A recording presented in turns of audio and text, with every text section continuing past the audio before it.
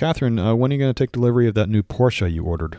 Never. That's right, because it's probably on fire. I'm sorry. Oh, my God.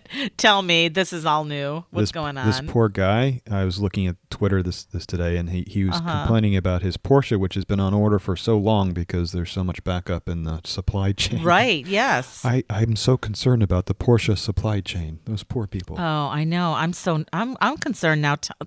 Fill me in. This is news. This I thought this was kind of a funny, even though tragically funny tweet. He says, all right. I just got a call from my dealer. My car is now adrift, possibly on fire in the middle of the ocean. And he's referring to a container ship with about 4,000 luxury cars coming from Europe to the U.S., which caught on fire, and the crew jumped off the boat, and now it's just drifting in the Atlantic somewhere on fire. Wait, they abandoned ship? Yeah, it was on fire. That's what you do when your ship gets caught. Oh, I guess, yeah. Fire. And gosh, they could explode and everything. No, they're not going to explode. They have very little fuel in them, and that's just not the way. Cars don't actually explode. Oh, I thought they did. But well, okay. You watch too many movies. Not enough, apparently. That was my gosh, too many movies and not enough reality. Movies. You silly person. So, what's he gonna do? I don't know. I guess he's probably still driving his old Porsche. Oh, I suppose that's got to be rough. Porsche's such a scam. Well, keep us posted. I didn't see that this morning. I probably won't. I don't think it's really worth. I mean, there's nothing on that boat that I'm really interested in. Oh, there were even Lamborghinis on there. Oh my gosh. You have not just regular cargo, but cargo that's some of the most expensive cargo in the world. You might take a little bit better care of it and make sure your boat doesn't burst into flames. I mean, how hard is it when you're floating literally on water to keep your boat from bursting into flame? It's astonishing to me. I have nothing to say about Probably that. Some of those EV cars and their batteries bursting. Probably the EV cars. Because, batteries. Yeah, I loved it. For the past 20 years, ever since the Prius came out, we got a bunch of trolls running around trying to convince everybody how bad the EVs are for the environment. Because, those batteries really are terrible for the environment. It does take just like 2 or 3 years to offset the carbon emissions of making the batteries versus actually burning petrol. They miss the point that, again, it's offset so very quickly. And also, those batteries don't go in the landfill. There is a long history since the beginning of the Prius of people reclaiming those batteries, because there was a bunch of nickel in them. The nickel itself is just a valuable resource that is worth recycling the batteries for. Or you can take apart a battery that's in a car because they're made up of individual cells, little cells. You can test all the cells, throw out the bad ones, and then you can create a new battery for a car using the cells that are still good. For the electric cars, not for my car. Well, of course not for your car. You're like a barbarian who's still running gasoline. My car, cars. That battery cost me over it was almost $400 for a 12 volt. I don't know what volt, but the guy came and put it in, and it was like $360. You got screwed. My car was majorly dead. It was in the middle of the pandemic, 2020-ish moment, and my car, I had taken the lease back. The lease was gone. I have one car. I'm freaking out because I don't have a backup now, because I was used to having a backup, even though no one drove it but me. I mean, how spoiled is that? That's pretty And then spoiled. my car battery died, and I was frantic. So I had to call triple friggin' A. The guy came out and put a new battery in. It was like $360. That's insane. You can just go and buy a battery, get an Uber, take an Uber or a Lyft to your local battery place. And, there are plenty of auto stores. Get the battery and put it in your... I did that once. I walked down the hill into Katona and bought a battery and brought it back and put it in the car, and boom, guess what? It worked. No, he even had a hard time putting it in. That's really silly. The whole thing was silly, and let's not talk about my car because I'm getting rid of it, by the way. I'm waiting for 2023. I only like to buy cars in odd years that end in odd numbers. Hang on a second. How old is this new car? 2017. Why would you be getting a new car? It's only 6 years old. Well, 5 years old now, but it'll be 6 years old next year. Why would you get rid of a car that's only 6 years old? I scratched it. Oh, well, I'm sorry. Silly me. Okay, let's move on because I sound like a very weird person right now. But speaking of the batteries, I read this article you sent to me.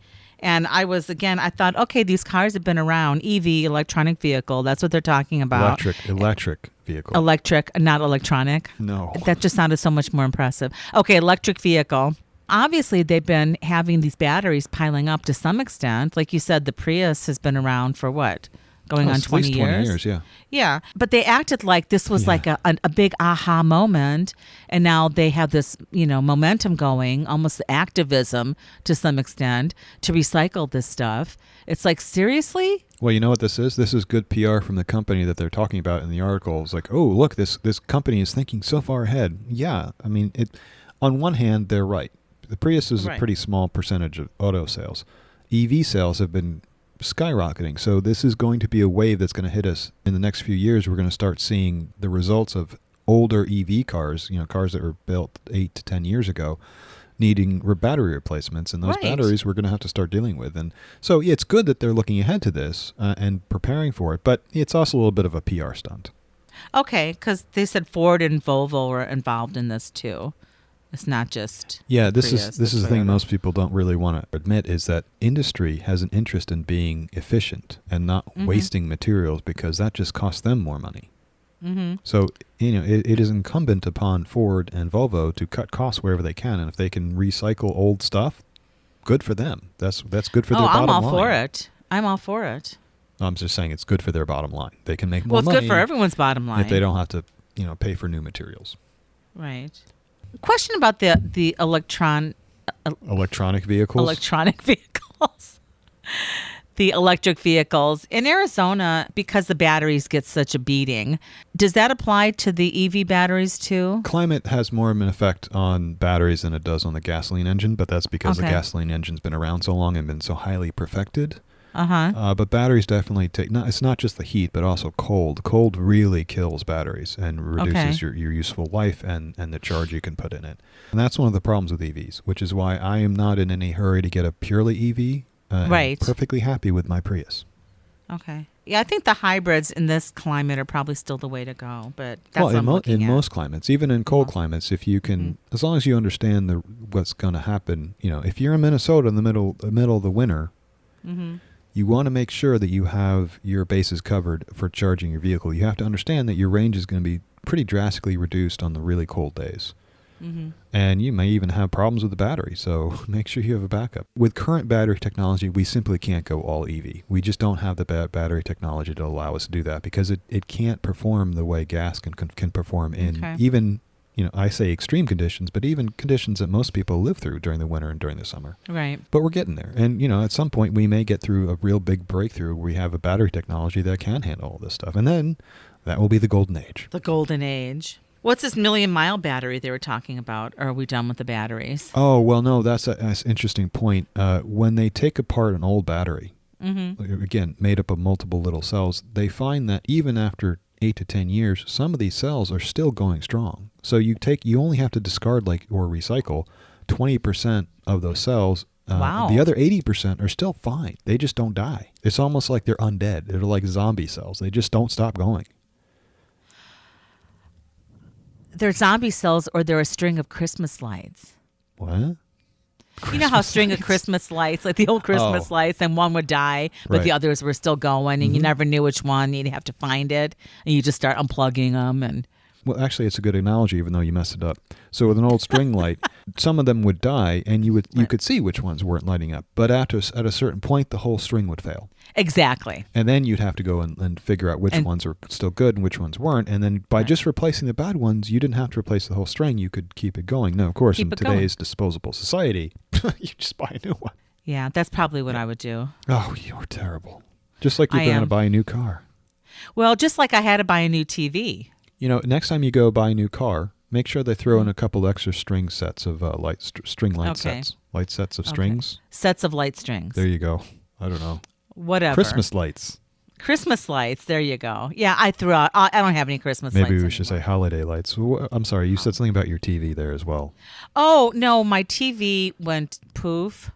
And I just got the black screen of death. So I called the manufacturer, and they're like, oh, it's old. It's like it's older than it's 6 years old. I'm like, oh, okay, flat screen TV. So I didn't have to buy another one. I found another TV that we hadn't used, and it's smaller. Yeah, I don't. Yeah. Okay. Anyway, so I pulled that TV out, and we're looking at this tinier TV now. Tinier. And yeah, it's like 32 inches or something. Oh my God. Or 40 inches. No, it's 40 inches. How can you even see that? I can't. But anyway, and you can't read subtitles for anything.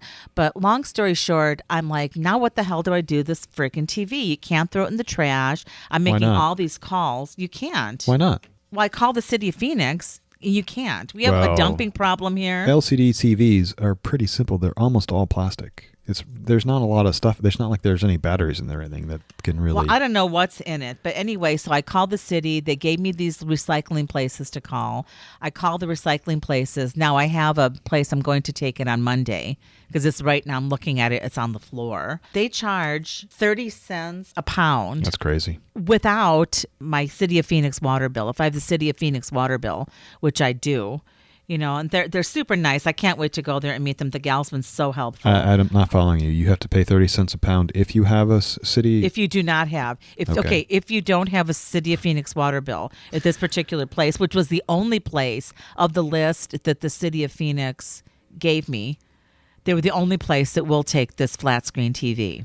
That's weird because I know I've done it before where they have electronic drop-off days, where you can take electronic stuff and just give it to them and they'll take care of it. I know. I just don't know when that's going to happen. And I've got this huge TV sitting on my floor. Well, it's not like you don't have the storage for it. I just can't store one more thing. You could turn it into a canvas. A canvas? Do you want it? No, I'm just saying you could paint on it. Well, you could paint on it. You could paint on it. I'll bring it over. No, you bring it over here and I will smash you with it.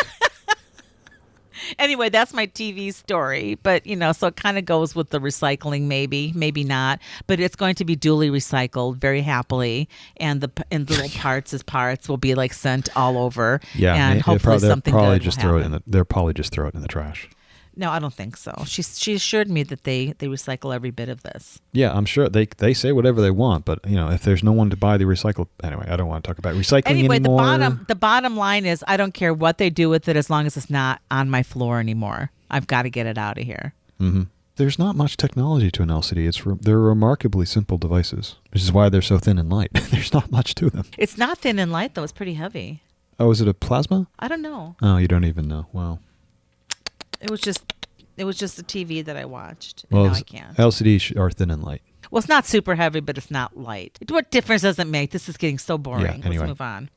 Maybe you could rent an apartment in London or buy an apartment in London and put all your junk in it. Did you love that? It was interesting.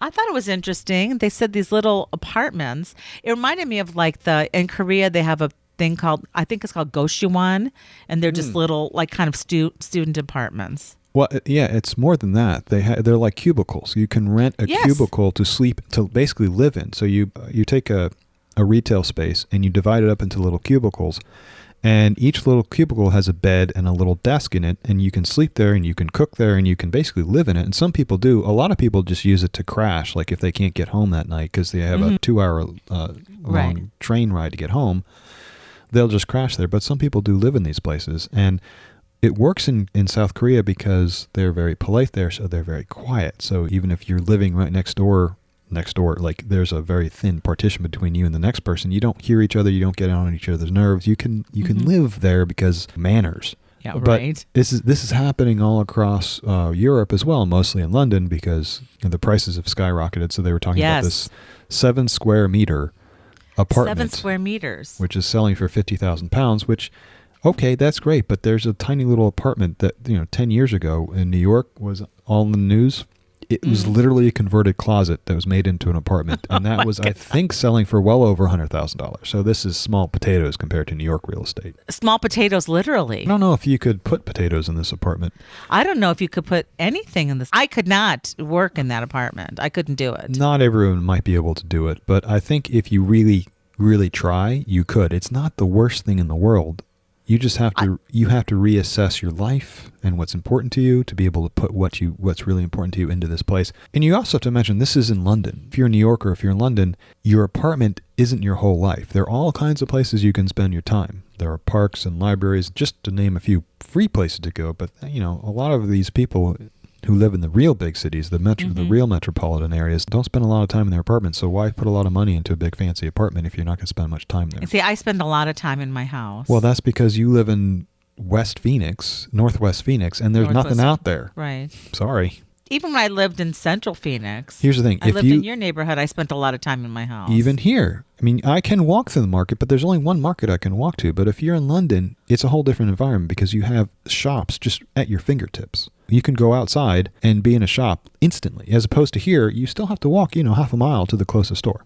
Yes, you do. Yes, you do. Where do you go to that Safeway? The Safeway is like a mile away. No, I was talking about the Sunshine Market. Oh, Sunshine Market. I forgot all about that. But even that's half a mile away. There. So, it's not like literally out your door. I mean, you're in London, you're not more than a block away, and then you're a block away from a store, and you're a block away from the tube, so you can get anywhere you want. It's a very different kind of living. And I did take a little bit of exception to some of the healthcare people talking about this is an unhealthy place to live. That's really kind of silly. I mean, granted, it is very small, and maybe some people would have a problem with it, but I think if you really tried, you could do it. And this is really small. I mean, this is like a third the size of a regular bedroom in the United States.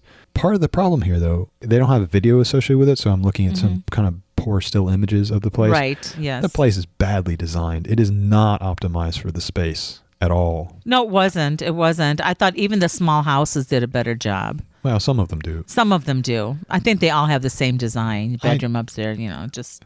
There's this one YouTuber, Foresty Forest, and he's a hiker. He likes to hike. He likes to get in the backcountry. But a few years ago, he was living in a very small minivan. He was living in the minivan. Wow. And he made that work. If he can make that work, I'm sure he could make this work. You just have to design it better. Not only that, he was living in the minivan. He was also storing his fat bike in the minivan as well, which takes up a boatload of space. Wow. What do you need to live? You just need your phone or an iPad, right? There's a lot less you need to be surrounded with. I mean, heck, these days you can even have sex online. So what do you need an apartment for? Oh, my gosh. I think I know where you might be going with this. Are you talking about Roblox? I'm talking about another silly article about Roblox. Roblox, for those who don't know it, is a massive online game that the kids are playing. It's a little bit like Minecraft. You can build your own stuff. But on top of that, it gets a little more complicated because you actually assemble your own games, own type of games, and you can assemble with your friends and create a lot more stuff. And it's a little bit less blocky than Minecraft. But if you know what a figure from a Lego figure, or what we call a minifig, what that looks like, that's what your avatar looks like. That's basically what it is. It's a minifig. It's a Lego character in Roblox. So it's very abstract. It doesn't really look like a human, right? It doesn't look like a human. No, it looks like a little square. When you look at a minifig, you're not confused that that's an actual human, right? I guess if your imagination runs wild, you could, but I find the whole visual of this game really mundane. Oh, well, that's because you're just getting a small snippet of it. It's no more mundane than Tropic Escape. I know. Right. Anyway, this article from the BBC was complaining about Roblox, the children's game with a sex problem. Yes. And it was referring to a very, very small subset of very strange people who like to get onto Roblox and try to create sex areas. That's crazy. Where they have, not having sex with each other, but their little avatars, their little minifig avatars are having sex with each other, which is like almost more of a joke than anything else because who cares? But the thing that really kind of tripped my wire on this one was that when they had the screenshots of these sex parties, and they're not even doing anything, they're just minifigs standing like on a boat, right? Yeah, there's one on the boat. They blur out the naked minifigs. I saw that. You can't even show a naked minifig. It's not even really naked. It's not a person. And it's so abstracted. It's like, what is wrong with the person that they think they have to do this? Are they so puritanical? And yet they'll show guns all day long. Violence is fine, but sex is completely a no-no. I'm looking at this article. It is very silly. And to be sexist, we've got one shot of the back of a naked minifig, Roblox guy. You can see his ass as clear as day. The next picture down, it's a girl. Can't see her ass, though, because it's been blurred out. Well, it's not actually an ass. It's just more like the side of a Lego. Well, it's 3/4 shot from behind, so what you tell me what that is. Right, I'm looking at that. Well, I find that sexist, and I find this whole thing ridiculous, and I found the title of the article ridiculous because it acts like if I was Roblox, I'd be really pissed about this title because it's really making Roblox look like they have sex problem. Yeah, and I think it's a horrible title for an article. It was totally clickbait. And then to blur out these pictures, I know it triggered you. It's so dumb. I know it's dumb, but it was meant to be dumb, James. You're falling into their pitfall. I don't think so. No, they're not puritanical. They're just reporting this outrageous news and trying to make their point even further. Possibly. That's all it is. That's all it is. But I think they're just being puritanical. I think they're being crazy PC. No, I don't think it's crazy PC. I think it's intentional. I guess we'd have to talk to the author about it. Perhaps we should invite them on. It's a vanishingly small problem, and I don't claim to be an expert on Roblox, but Roblox has been very proactive about trying to restrict this kind of stuff, and it's a whack-a-mole. You know, the people trying to do it find ways to get their little, quote, skins, and I say skins because you can create your own outfits and whatnot and upload them and kind of quote, skin your character.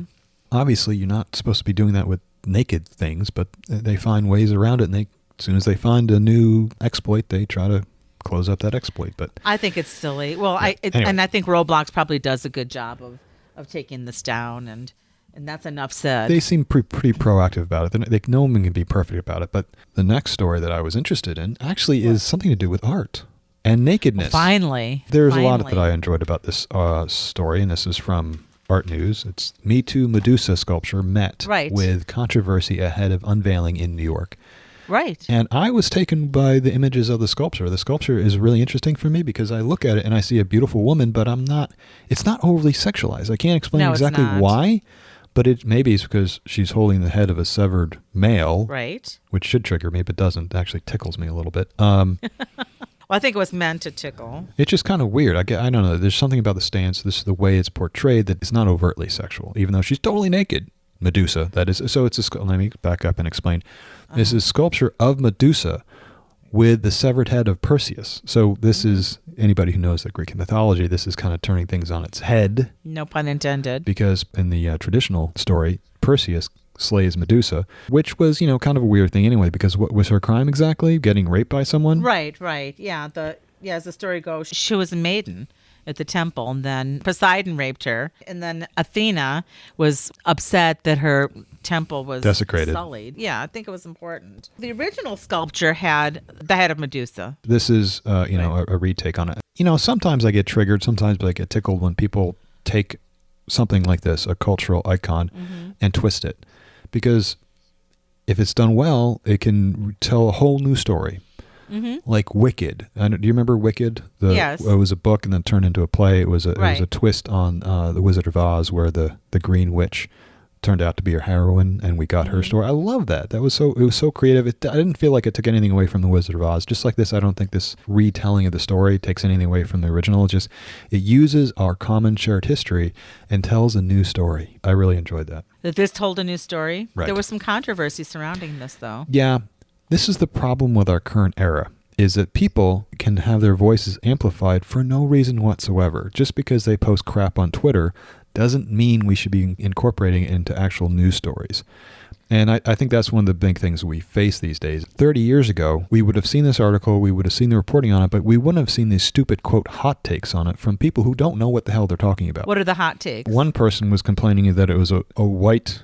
It was all white, basically. And the feminist activist Wagatwe Wunjuki, who has written extensively on violence against women, wrote on Twitter, "Me Too was started by a black woman, but a sculpture of a European character by a dude is a commentary that gets censored? Sigh." Right. What difference does it make who made the message if it's a nice, good, solid message? If it's a good message, that is so sexist and racist to put that on this. It's like, sorry, because you're of a specific race and ethnicity or sex, you're not allowed to talk in this space.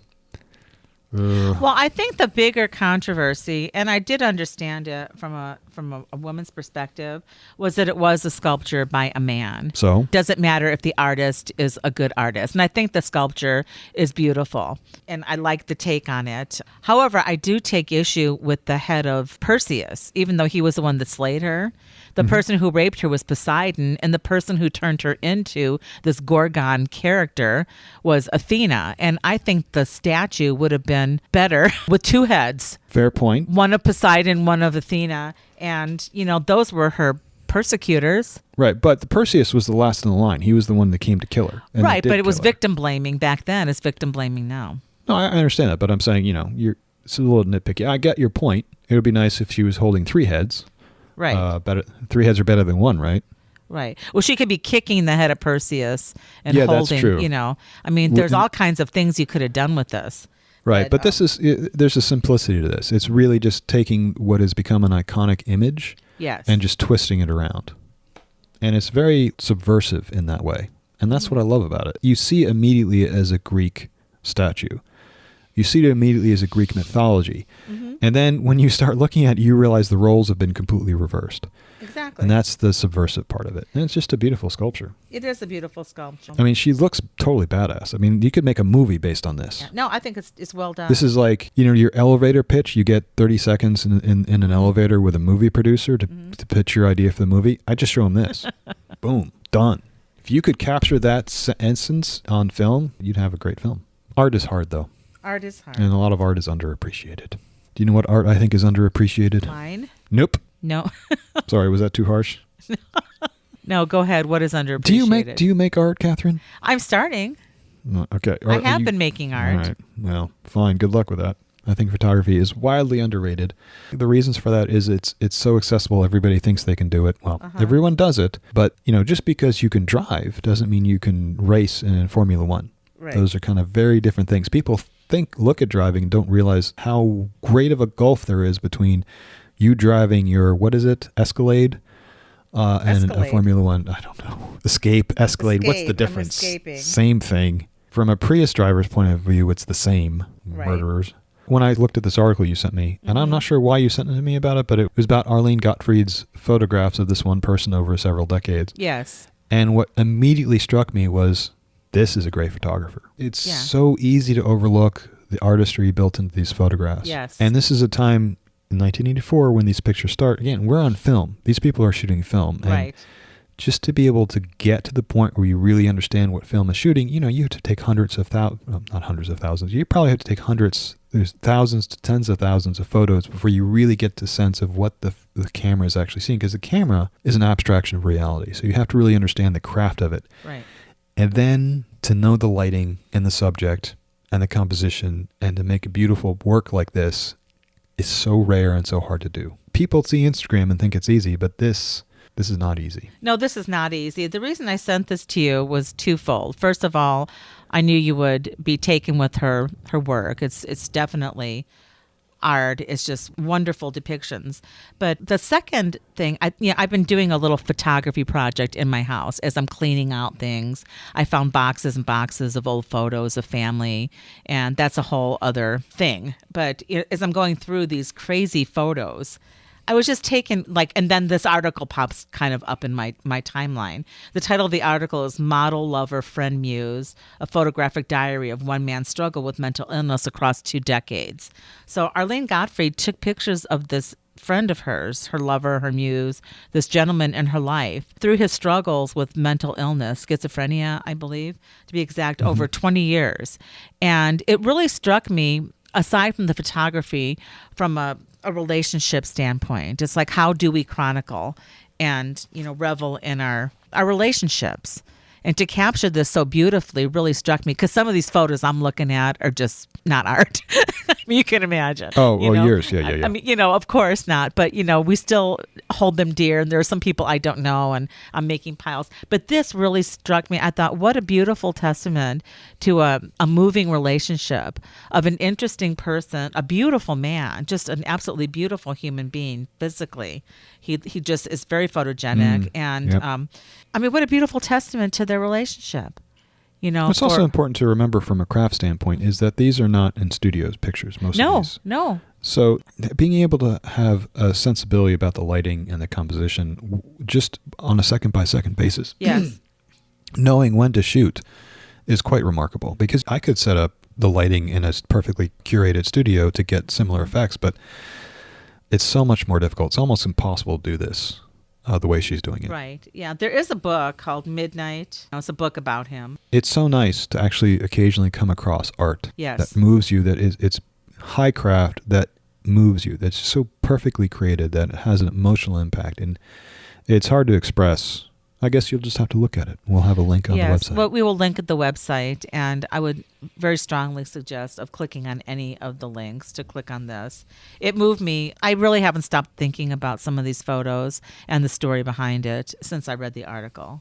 Well, at least we got some art involved in this podcast. Yes, some art. Oh my gosh, we're just all over the place. Yeah. But I'll fill you in on my work once it's finished. Oh, goody. All right. I think that about wraps it up then. That See should ya. wrap it up. Bye.